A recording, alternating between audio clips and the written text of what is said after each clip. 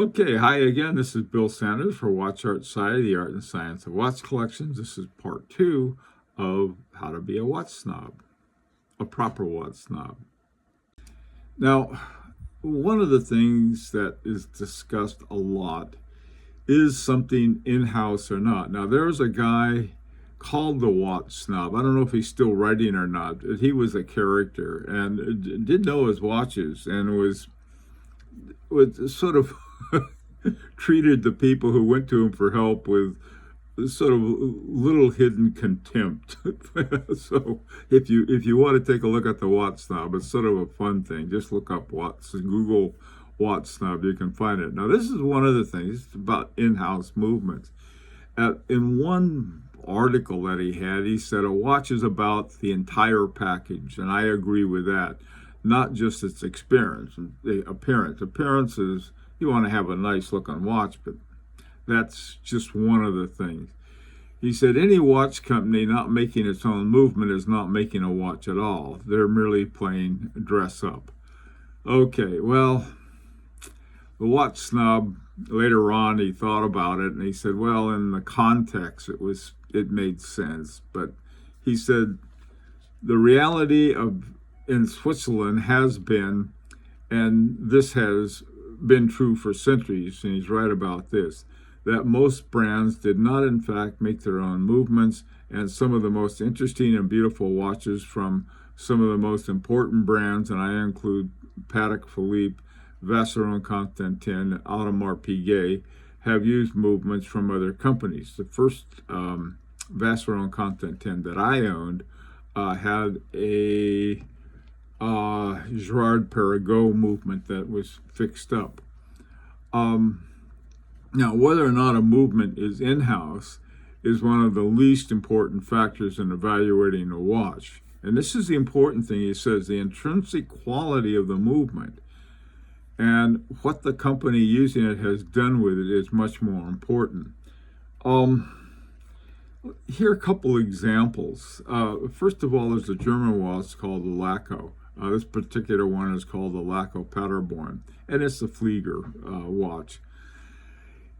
If you go and you look at Laco watches, at the very bottom it says automatic movement Laco 200, basic movement Sellita SW200. Now, when you see a watch that gives you that, it's a watch worth having, in my opinion.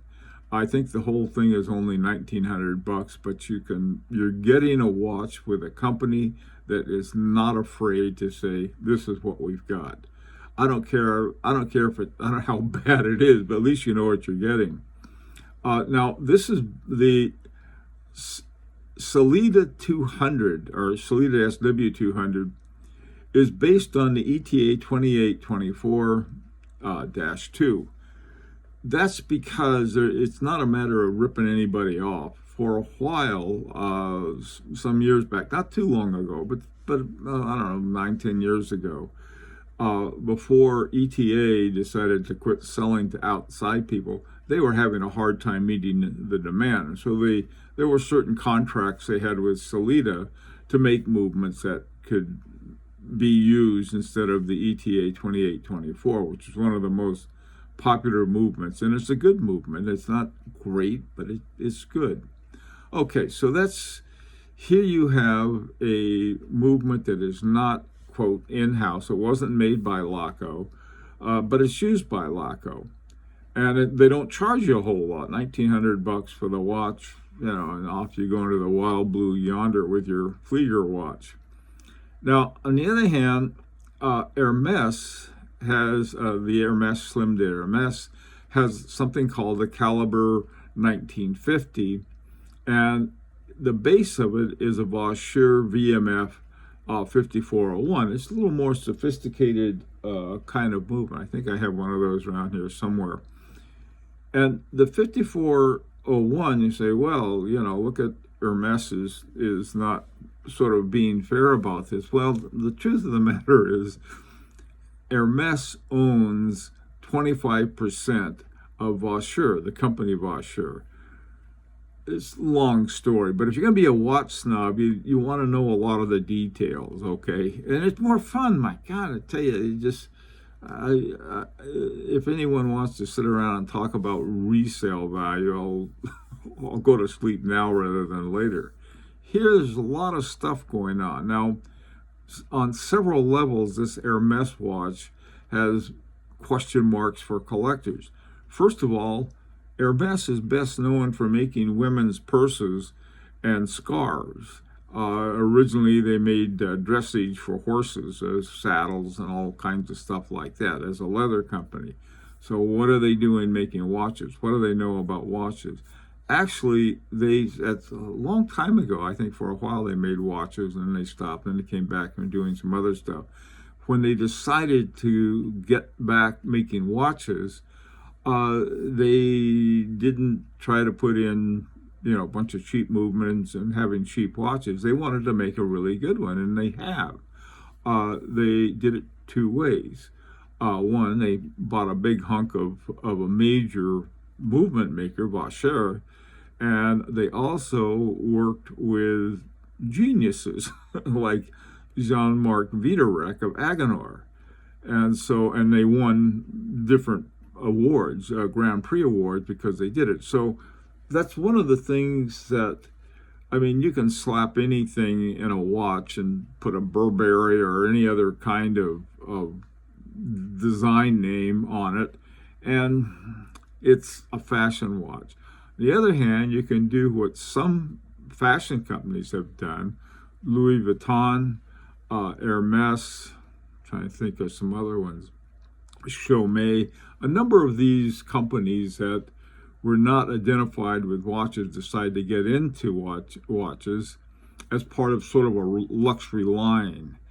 And so you have to look carefully at that. Some of it's junk, some of it's really nice. So, okay, now another thing, you can also have top watchmakers working on using an ETA base or a Sellita base and come up with some amazing watches. Let me give you two examples. Vincent Calabrese, who was one of the co-founders of the AHCI, I'm trying to think of the name of it is. Anyway, the independent watchmakers was a very select group of watchmakers, just a very elite group of top watchmakers. And to be selected to be one of them is a great honor. Well, Vincent Calabrese was one of the people who was one of the original founders. He uses ETA in several interesting watches. This particular one that I have here is called Night and Day. Now, it retails for 10,000 Swiss francs, probably, or $10,000, one of the two, or 10,000 euros, who knows. They're pretty close to each other right now anyway. But I was looking at this watch, and then I found it on the pre-owned market for about $3,000. Now, it does have an ETA in it, and people say, well, it's got an ETA now. First of all, 2892 A2 is a very nice version of the ETA. Second of all, you've got to ask yourself, well, what did he do with it? What's interesting about this? This is a cool watch, this Night and Day. The numbers change, they're Roman numerals, and then they switch. The dark ones switch to light ones, and the light ones switch to dark ones, and they're both using Arabic numbers. Very interesting watch, because the watchmaker is very interesting. Another guy that has some extremely interesting watches along those same lines is Antoine Prezuzio. I probably said it wrong. This watch called Trans World, I really like it. It has an ETA 2897 in it. And what he's done with it, if you look at it, you see 12 up there at 12 o'clock, and then at 6 o'clock rather than at 6, you see 24. Oh, something's going on here. And then he has this world map taken from the bottom of the world, and it comes with a bracelet. These things, I think, $5,000, $6,000, $7,000, somewhere in that neighborhood. But here you can get, he's also a member of the AHCI, this elite group of independent watchmakers. because he's got talent. He's won a couple of awards. I think Vincent Calabrese has too. But that's another thing you can do. So it's not. This is why I agreed with the watch snob. You're talking about the whole watch, not just the movement. It's what they do with the movement that can be very important. In this case, what they've done is really remarkable.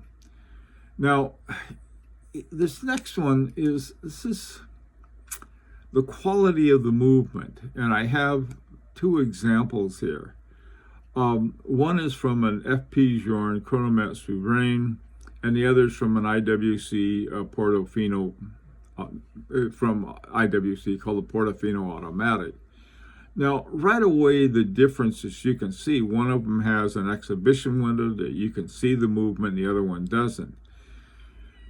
What they have on their site, when I went to look at it, they talk about having a caliber 35-111. Well, a 35-111 has a Sellita SW300-1A base. So you have a Sellita movement in there. You can't see it from the back.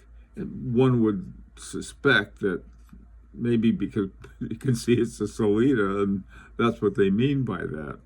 It runs at 4 hertz. The FP Journe runs at 3 hertz.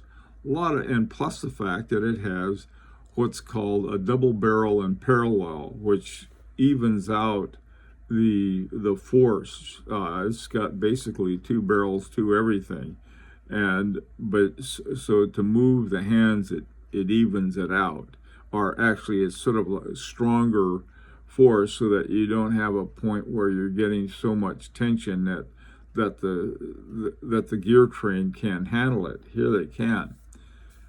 And so this is something I think I railed about.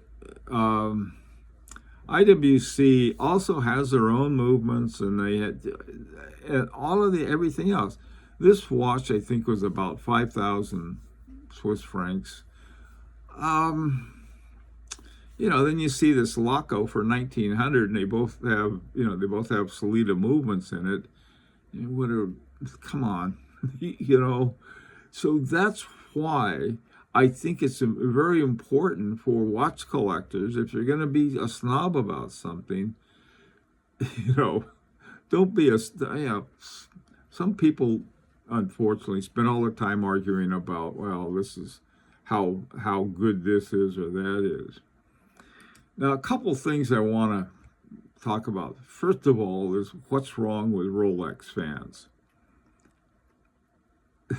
They're known as being somewhat snobbish about their watches, and it's often pointed out to them there's not that much to be snobbish about. However, what they have every right to feel proud of, they don't. This really sort of drives me nuts. The Yachtmaster 2 has one of the most really brilliant pieces of movement in it for a yacht regatta countdown to the beginning of a race. And you can see down at the bottom, I have it's like all of these different things that the movement in the Yachtmaster 2, all Rolex. Now that's something, and I've heard more Rolex fans, I don't like the Yachtmaster 2. They're not considering the whole watch. They don't like the looks of it. Doesn't look like every other watch by Rolex. And so this is like, come on, what do you guys spend your time talking about, if not some of the things that really are important, in my opinion, as a watch collector, to see in Rolex. Another thing is the parachrome hairspring. Now, parachrome hairspring, what's it made of? I would bet you that 9 out of 10, if that, Rolex owners, they have no idea. It's a wonderful hairspring. It really is. It's made of niobium and chromium and some other elements. Very non-magnetic. Great hairspring. Rolex had access to the silicone hairspring, didn't go with it. Good for them. They went with it but they have it. They don't have it in their main line of watches. Another thing, and this is sort of aimed at Rolex more than its fans, the Rolex Cellini prints. Now, what it is, every Rolex has an automatic movement and a solid back, so you don't get to see it. What they did with the Rolex prints, first of all, it was hand wound. Second of all, they made it worth looking at. I mean, they have these gracious bridges that look like one sort of like a wave, and how the guilloche on the back is a reflection of the guilloche on the front. I don't know of any other watch company that has this kind of, it's beautiful movement, and it's hand wound, and but it was discontinued because Rolex owners just, they want everything to look in a different way. This is my message to Rolex owners. You've got a really great watch, but it's not just because it retains its resale value, but rather because they do some things, and I just don't think that they pay enough attention to that. So that's one thing. To be a watch snob, you've got to know what you're snobbish about. Okay, now this last one is this thing about frequency, and this is a simple tale. Here are 6 watches. Each one is a grand prize winner of the GPHG, the Grand Prize Horloge de Genève. All of them are below 4 hertz. Now, 4 hertz is probably the most common frequency, but somehow the top watchmakers and the top winners out of here is from 2015 to 2022, out of the last 8 years, 6 of the 8 of the top watches were less than 4 hertz. And by the way, too, this is one when we had our watch made, we got it. We wanted to have one with 3 hertz, because there's going to be a winner. We were sure it was going to be, so what do we know? But this is something I think that there's people don't even think about, or they don't even know. They have no idea what the frequency of the watch is. You can be a watch snob, you're going to have to know some stuff. But the worst thing you can do, I think, as a watchmaker is look at it like homework. You got to find, I think, to be a good watch snob, you have to find the joy in learning about watches. What else are you going to do with your time? Anyway, this is an opportunity to subscribe if you like. And until next time, this is Bill Sanders for Watch Art Side, the art and science of watch collection.